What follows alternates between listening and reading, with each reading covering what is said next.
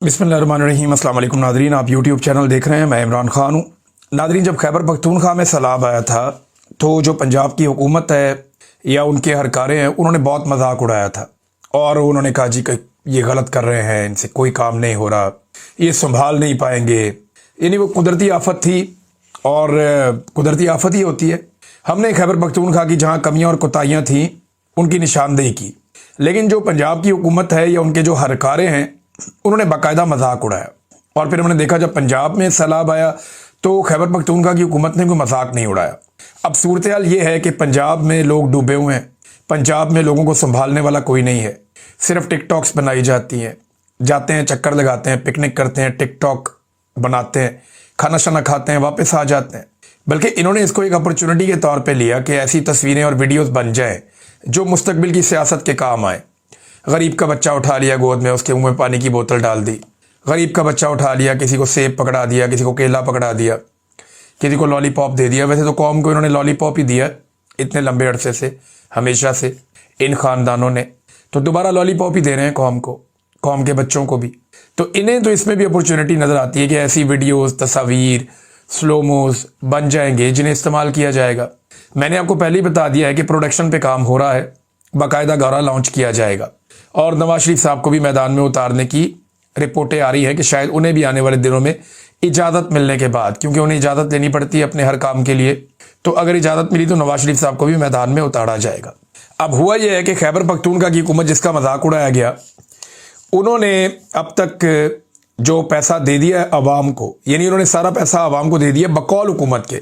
आज़ाद ज़राए से मैं एक आधे दिन में चेक कर लूँगा। खैबर पख्तूनख्वा में मेरे बेशुमार दोस्त हैं, जहाँ पे ये फ्लड्स आया वहाँ पे भी मेरे दोस्त रहते हैं। मैं पता कर लूँगा फ़ोन करके कि क्या हुकूमत ये सच कह रही है या सिर्फ एक उन्होंने आदाद शुमार जारी किया। लेकिन वो ये कहते हैं कि हमने जो लोग जाँ बहक हुए उन सबको हमने पैसे दे दिए 20-20 लाख फ़ीकस, जो ज़ख्मी हुए उन सबको हमने दे दिए 5-5 लाख फ़ीकस, जो घर तबाह हुए उन्हें 4 लाख से 10 लाख रुपए तक दिए, जो जुज़वी तौर पे घर तबाह हुए उन्हें 1 लाख से 3 लाख रुपए तक दे दिया, और खुराक की मद में हर घर को 15,000 रुपया दे दिया। ये अब उनका कहना है, खैबर पख्तूनख्वा की हुकूमत का उनका ये दावा सामने आया और वो कह रही है जी हमने डिजिटल अदायगी की है, इसकी शफाफियत है, आप इसे चेक कर सकते हैं। लेकिन पंजाब हुकूमत ने अब तक क्या किया, किसी एक फ़र्द को भी ऐसी मदद नहीं पहुंची। अभी तो किसानों का जो है वो अबियाना माफ़ होना चाहिए, ज़रूरी टैक्स माफ़ होना चाहिए, उनके तमाम बोर दोबारा करने चाहिए। जो जानवर बहुत बड़ी तादाद में लापता हो गए, मर गए, वो उन्हें वापस करने चाहिए, उन्हें लेकर देने चाहिए।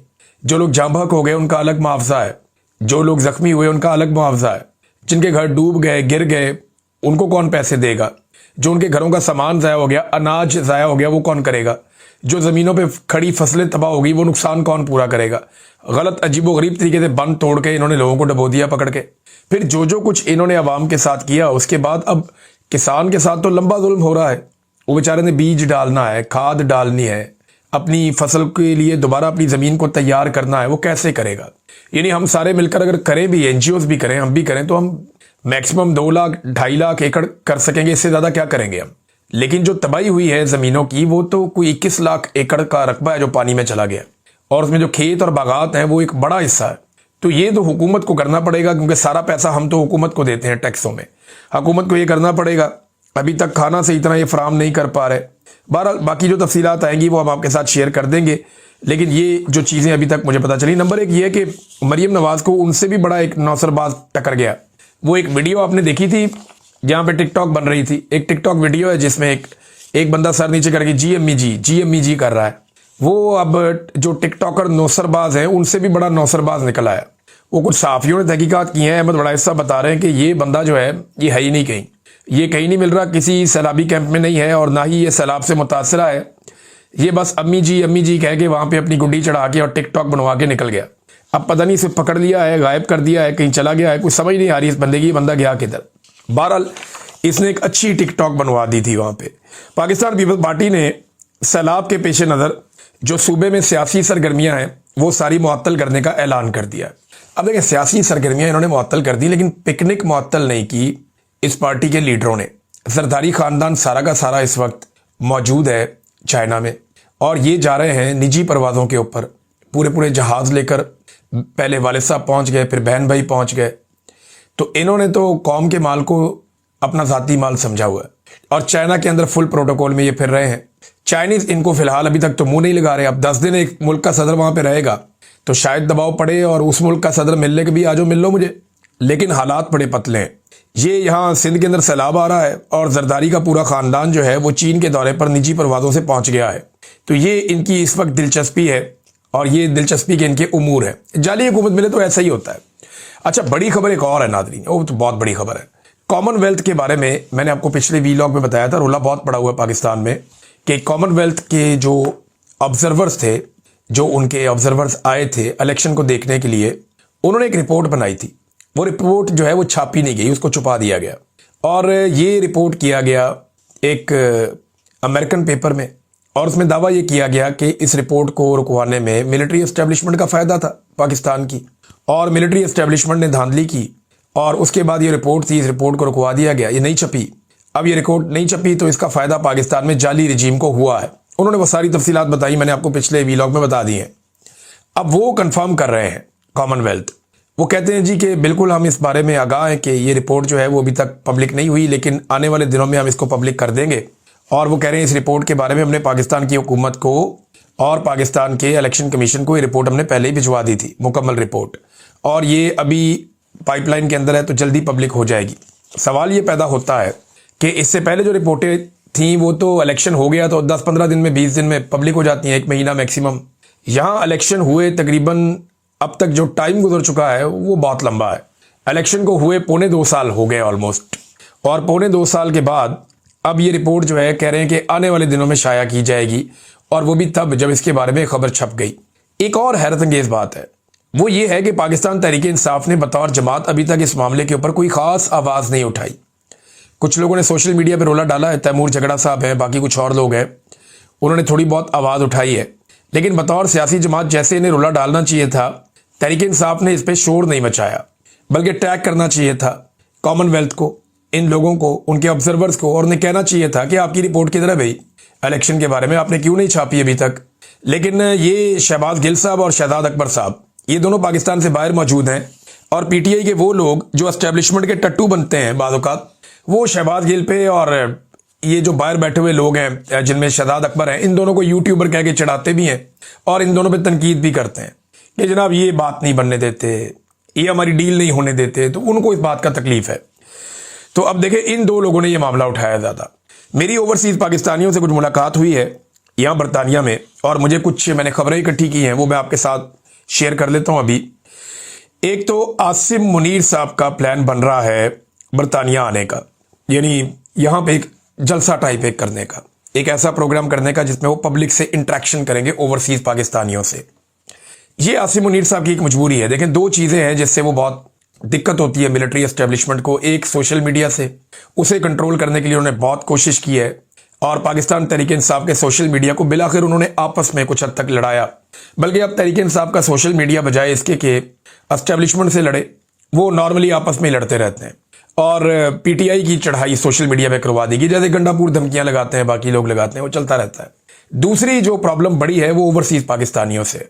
तो आसिम मुनीर साहब की ख्वाहिश है, अमेरिका में भी उनकी मुलाकातें करवाई गई, ब्रसल्स के अंदर एक हॉस्टाइल इन्वायरमेंट में जो बातचीत हुई, जो चीज़ें हुई। अब उसमें साबिर शाकिर साहब ने एक चीज़ बताई अपने एक दोस्त से पूछकर कि आसिम मुनीर साहब ने तो यहाँ तक कहा कि you should slap on their faces, यानी बाहर जो लोग बात कर रहे हैं सोशल मीडिया पे, तो ऑडियंस को कहा कि आपको उनके चेहरों पे थप्पड़ मारने चाहिए। ये बड़ा अनफॉर्चुनेट है कि अगर ऐसी लैंग्वेज वो इस्तेमाल कर रहे हैं आर्मी चीफ होकर, ये नामुनासिब है। लेकिन साबिर शाकिर साहब ये क्लेम कर रहे थे कि बिल्कुल ऐसे ही बात की थी।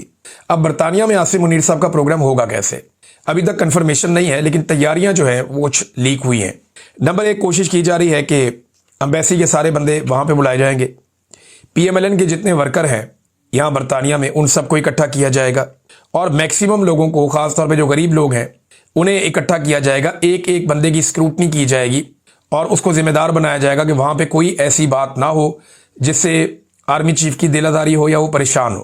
फिर पाकिस्तान से बंदे आएंगे, उसके बाद जो यूरोप के अंदर जो आजमूदा बंदे हैं वो भी बुलाए जाएंगे, और इस तरह लंदन में, बरतानिया में आसिम मुनीर साहब का एक प्रोग्राम डिज़ाइन किया जाएगा। इसकी तैयारियां हो रही हैं। अब ये तैयारियां करके 400-500 बंदा शायद इकट्ठा कर ले, मे बी हो सकता है कर भी ले। पाकिस्तान के अंदर भी एक PMLN का प्रोग्राम था, काफ लीग के और नून लीग के बंदे आए थे बहुत बड़ी तादाद में। कईयों को टिकट दे के बाहर से बुलाया गया था कि ये इन्वेस्टर्स हैं, ये आ रहे हैं। 1 रुपए की इन्वेस्टमेंट वो नहीं लेकर आए पाकिस्तान में। जिन्हें इन्वेस्टर्स कह के बुलाया गया वो बेचारा कोई टैक्सी ड्राइवर है, कोई और काम करता है, वो मेहनत मजदूरी करते हैं बाहर मुल्कों में, उनको बुला लिया इन्वेस्टर बना के। फिर जब बंदे कम पड़ गए तो वहाँ पाकिस्तान से बंदे पकड़ के बैठा लिए कि जनाब ये सारे ओवरसीज हैं। आर्मी चीफ ने जाके वो सियासी जलसे से खिताब भी कर लिया। अब यहाँ पे भी इसी तरह एक सियासी जमातों का जलसा इकट्ठा किया जा रहा है जिससे आर्मी चीफ खिताब करेंगे, मगर ओवरसीज पाकिस्तानियों ने इसके लिए एक प्लानिंग की है। अब मैं आपको डिस्क्लोज नहीं करूंगा, लेकिन ओवरसीज पाकिस्तानी बड़े पैमाने पे वहां बाहर एहतजाज करने आएंगे और वो इस तरीके से एहतजाज कर रहे हैं और कुछ हिकमत अमली उन्होंने ऐसी बनाई है कि जो पाकिस्तान में उनकी फैमिलीज को परेशान किया जाता है वो ये रजीम नहीं कर पाएगा। इनके लिए वो करना मुमकिन नहीं होगा। बकौल ओवरसीज पाकिस्तानियों को उन्होंने अच्छा बंदोबस्त किया इस मरतबा। लेकिन अभी तक जो है यहाँ बरतानिया में जो एस्टेब्लिशमेंट है पाकिस्तानी, उन्होंने अभी तक फाइनल नहीं किया कि क्या वाकई आसिम मुनीर साहब को बुला के ये वाली सारी कार्रवाई होगी या नहीं होगी। अगर तो ये सारा हो जाता है, लेकिन बतौर आर्मी चीफ उनका काम क्या है कि वो यहाँ पे आए और आके एक पब्लिक गैदरिंग से खिताब करें? कोई काम ही नहीं है। दिफा का काम है, जाए अपना काम करें। मईशत के अंदर घुसने का कोई काम नहीं है, फॉरेन पॉलिसी में घुसने का कोई काम नहीं है, ओवरसीज पाकिस्तानियों में या पब्लिक में घुसने का कोई काम नहीं है। उनका अपना काम है। क्या आपने सुना कभी रशिया का, इंडिया का, चाइना का, बांग्लादेश का इनके आर्मी चीफ आए और आकर ओवरसीज कम्युनिटीज से खिताब करते फिरे? ऐसा तो दुनिया में कहीं नहीं होता। लेकिन पाकिस्तान वो वाहिद मुल्क है जिसके आर्मी चीफ को सारा कुछ अलाउ होता है और वज़ीर आज़म साथ लेकर आता है कि आओ जनाब करो, मैं आपका अर्दली। अब सूरत हाल ये है कि पाकिस्तानियों को ये कहा जा रहा है एस्टेब्लिशमेंट की जानिब से, ये पहले भी कहा गया कई दफ़ा, आज मुझे लोगों ने बाकायदा कंफर्म किया, ये भी बताया किस किसने कहा। वो कहते हैं जी हमें कहा जा रहा है कि आप नवाज शरीफ को गालियां दे लें, शहबाज शरीफ को दे लें, मरियम को दे लें, जरदारी को दे लें, मौलाना को दे लें, आप सियासतदानों को जितनी मर्जी गाली दें, बस आप आसिम मुनीर साहब को कुछ ना कहें। हमारी ये ख्वाहिश है कि आप सियासतदानों को गंदी गालियां दें, कुछ भी कहें, ये इसी काबिल है, लेकिन आप आसिम मुनीर साहब को कुछ ना कहें तो हम आपके लिए गुंजाइश पैदा कर देते हैं, आप अपना एहतजाज कर दें, हम अपना प्रोग्राम कर देते हैं। लेकिन जो ओवरसीज हैं उन्होंने कहा जी कि हमने कंपेन चलानी है, एक नो एक्सटेंशन, यानी एक्सटेंशन के खिलाफ एक तहरीक चलाने का वो इरादा रखते हैं ओवरसीज पाकिस्तानी आने वाले दिनों में।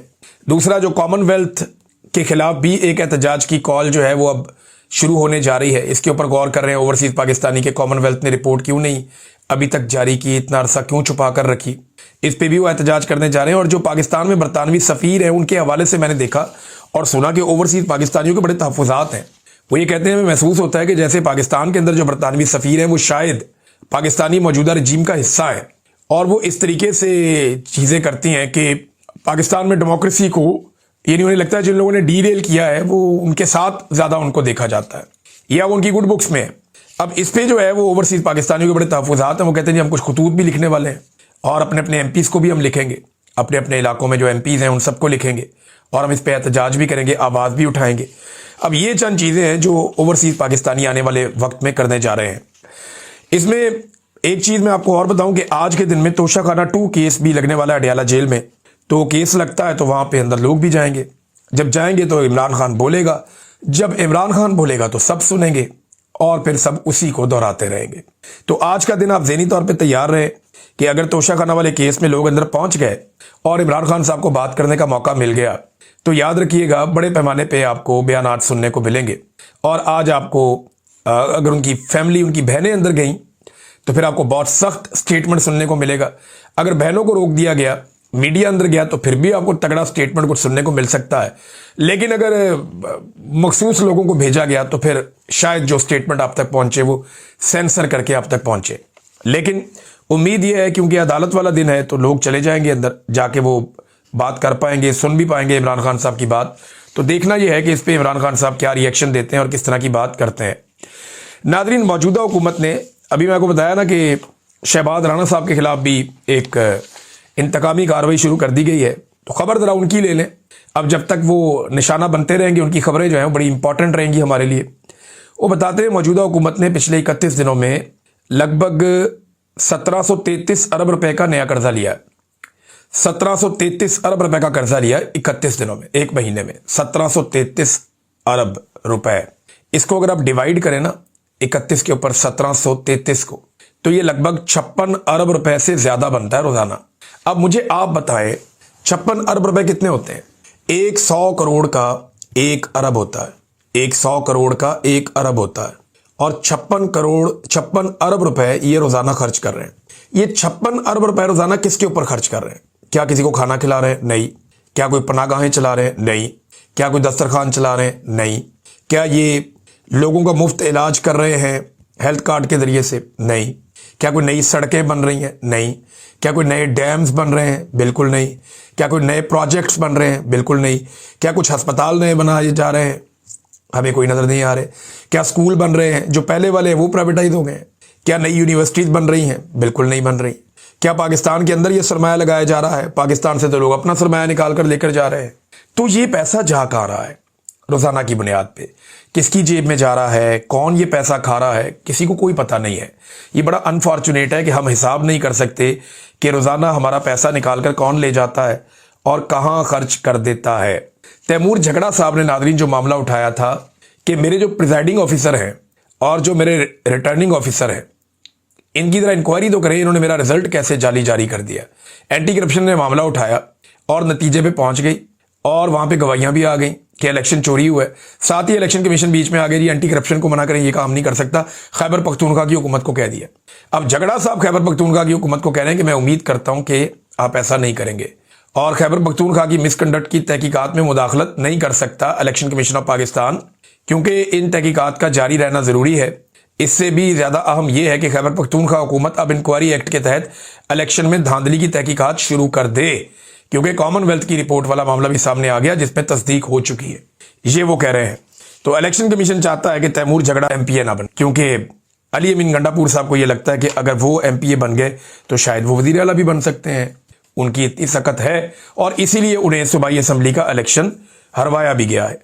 सहाफ़ी फ़हीम अख्तर साहब ने फरमाया कि इमरान खान ने पार्टी के अहम अरकान के अलावा गंडापुर साहब को भी ये हदायत की थी खसूसी तौर पे कि वो अहम पेशियों पर अदालत में ज़रूर आया करें, मगर यहाँ पे भी हुकूमत उली हुई और इमरान खान साहब की अहम पेशियों पर गंडापुर साहब अदालत में नहीं आते। एक और चीज़ है नादरीन, पाकिस्तान जो है वो भारत से मैच हार गया है, मुकाबले ही ख़त्म हो गया। मोहसिन नकवी ने पाकिस्तान की क्रिकेट का बेड़ा गर्क करके रख दिया है, सारी पर्चियां बीच में डाल ली हैं। फिटनेस लेवल ही कोई नहीं है। इंडिया के प्लेयर खड़े होते हैं, उनकी बॉडी लैंग्वेज, उनका फिटनेस लेवल वो कुछ और है। आपके प्लेयर्स का फिटनेस लेवल, उनकी बॉडी लैंग्वेज वो कुछ और है। यानी हम तुक्के से मैच जीतते हैं, तुक्का लग जाए, मारते रहे जीत गए, वो एक कथा चल गया जीत गए। आपकी टीम के अंदर वो स्पिरिट ही नहीं है, वो टीम ही नहीं है, वो ऐसा लगता ही नहीं है, एक यूनिट की तरह खेलते ही नहीं। जबकि अगर आप इंडियन टीम को देखें तो उनके पास एक बेहतरीन कम्बिनेशन है, वो दुनिया की टॉप की टीम है। तो हर शोबे में पाकिस्तान नीचे जा रहा है। जो मोहसिन नकवी ने किया पाकिस्तान की दाखिली उमूर के साथ कि आज पाकिस्तान का कोई हिस्सा महफूज नहीं है, वही पाकिस्तान की क्रिकेट के साथ किया कि पाकिस्तान की क्रिकेट टीम आज किसी भी टीम से महफूज नहीं है। हम अभी बांग्लादेश और वेस्ट इंडीज जैसी कमजोर टीमों से बुरी तरह मैचेस हारे हैं। बहरहाल मैंने तो मोहसिन नकवी की वजह से क्रिकेट का बाइकआउट किया था, शुक्र है मैंने ये मैच देखा नहीं, बस एक खबर में पढ़ा कि पाकिस्तान हार गया और बहुत बुरी तरह हार गया। ये हालात है। अब तक के लिए इतना ही, अपना ख्याल रखिएगा, अपने इस चैनल का भी। अल्लाह हाफिज।